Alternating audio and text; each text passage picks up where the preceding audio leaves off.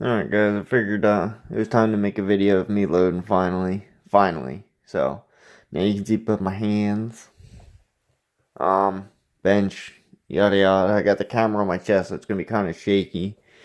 I got it on the tripod on my chest, actually, like hanging off my neck, so it's gonna be shaky. There's the only way I can get decent picture, and I got a light up here that was making the camera like go in and out and causing like a wave in it. So we're gonna try this out and see if it works. Hopefully it does. I am currently charging all these cases to load the double-ended wad cutter. I already did 50 loads in standard lube, just to try them out, and I'm doing 50 loads to shoot and do a little more accuracy testing in powder coat. So I usually start off doing a bunch of these. What I'll do is I'll turn my scale on, make sure it's on grams, make sure it's zeroed, take my 50 gram calibration weight, put it on there, take it off,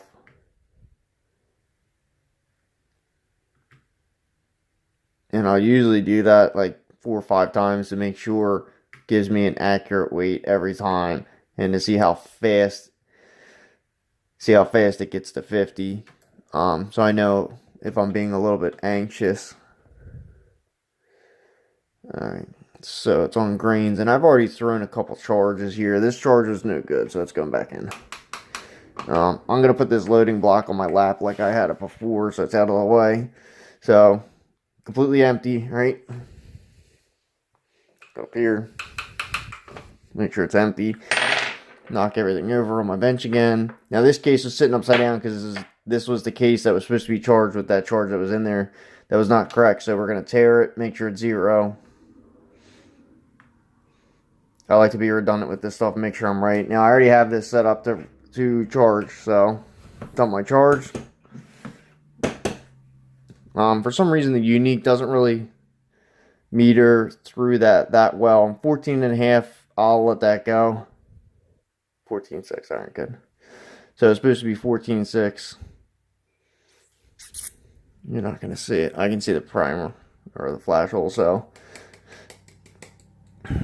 sorry if you can hear me breathing, guys. I'm having trouble, like I can't breathe out of my nose, so throw another charge. Did one too many taps there. Now I like weighing these charges because I don't trust this powder measure with Unique. It's been throwing the charges a lot more inconsistently than it used to. It used to throw the charges like 2 to 3 tenths of a grain off. Recently it's been doing them. See, there's like 15 because I did that one extra tap. If I don't do any taps, it'll do 13 to 14 to 16. It just all over the place. So I have to keep everything really consistent.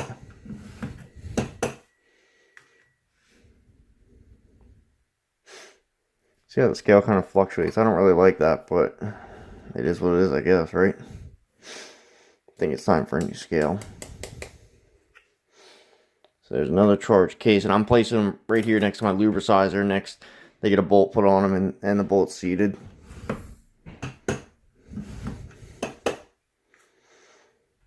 Let's see if I can adjust you guys up a little more. So like that one's a little bit low. Yeah, I think I'll dump that one back in.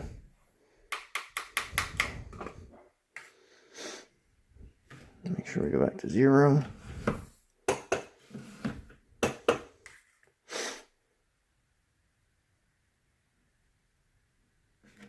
I really love to get a balance beam, like a good balance beam scale, to weigh all this stuff with. I think it would make it so much easier. Now usually on the downstroke with the measure, it doesn't really matter that much if I tap it on the downstroke. That's just to make sure everything falls out. On the upstroke, when it's actually feeding into the drum is when it's really important, so the powder settles.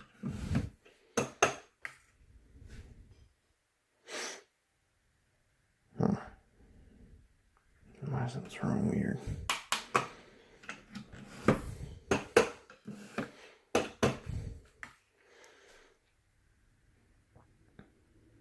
Well, it makes sense. Turn the camera on now once the throw perfect.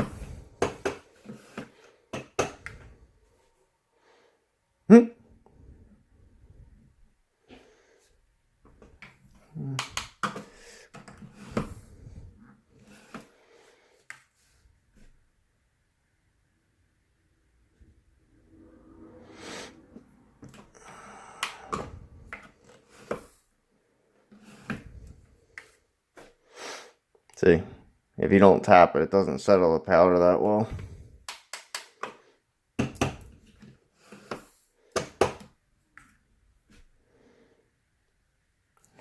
I guess I'm gonna have to settle a 14.5. With unique, if I get 2/10 of a grain or within 2/10 of a grain, with this measure, I consider that to be pretty well as good as it gets.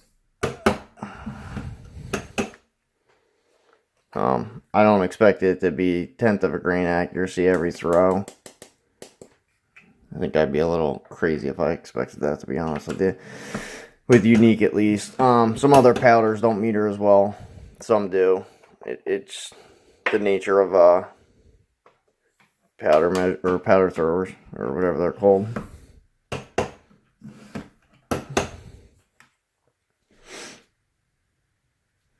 See, like 14.7, 14.5 to 14.7 is usually what I'm looking for here. If I ever doubt myself, I just double check to make sure everything's empty. I'd rather have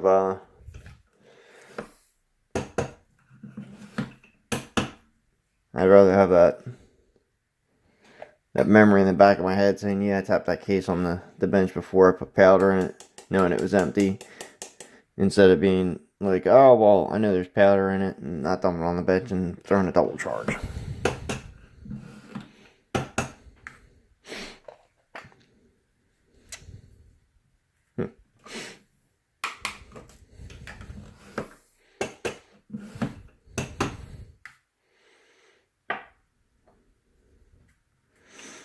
So I guess you guys get the idea of that. It's pretty much just repeat, repeat, repeat. That's all it is. I'm going to leave that empty because that scale's probably going to shut off on me. So once I get to that point, what I'll usually do is, sorry for the bad camera angle, I'll dig through my little bins here and I'll grab out some of my log cutters. Now, they're all my loaded rounds. Alright, I guess I could put you guys back up here now. Let's see if this works here.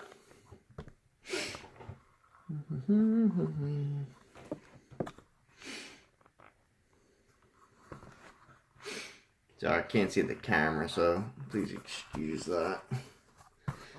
Sorry for the shakiness and all that nonsense. Not the best cameraman here. Alright, so you get the idea. That's kind of the angle.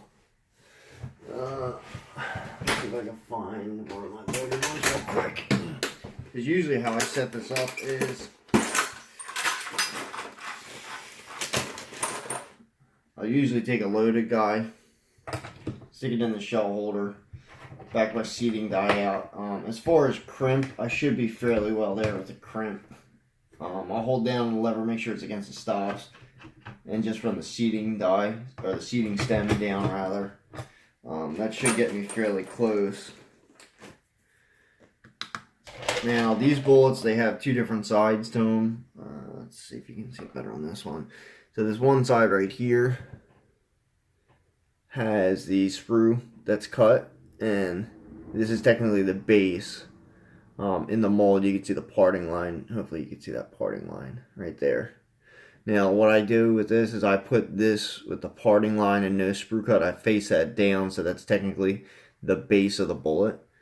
I do that because I think it would probably lead to better accuracy, because sometimes it doesn't fill up perfectly around the sprue area. So it doesn't, I don't think it's the best surface for gases to be distributed evenly and get a good burn, a good clean burn. And then all I do is set the bullet on and run it through, make sure it's pressed down. Alright. wipe off a lube, and I'm just inspecting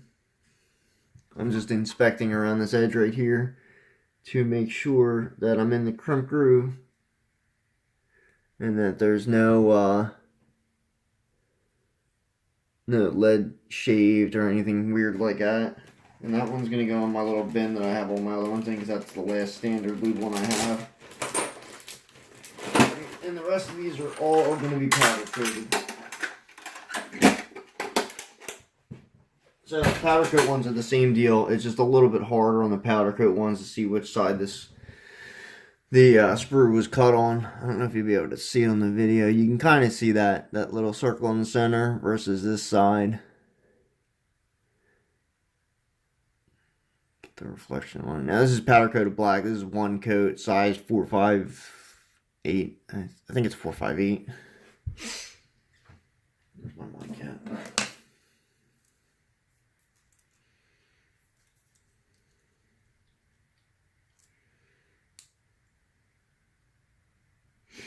Yeah, it looks like 458 to me. So size 458. And it shoots well on the Marlins, the newer Marlins, so it shoots well. Seat and crimp, and that's pretty much it. I didn't show you priming or decapping or anything like that, because I don't think it's anything special. The only thing I will say is when I flare, I put a somewhat generous flare on there. I'm not really holding back that much with the flare. You can hopefully see how cowbelled that is. So when I take a bullet and seat it in there, that whole groove, that first groove, the crimp groove rather on the base of the bullet sits down in there pretty well. It's not that far up.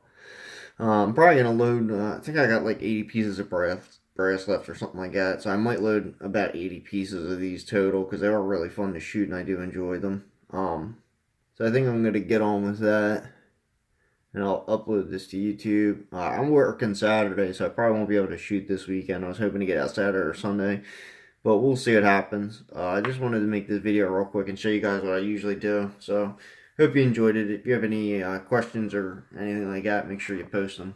Thank you.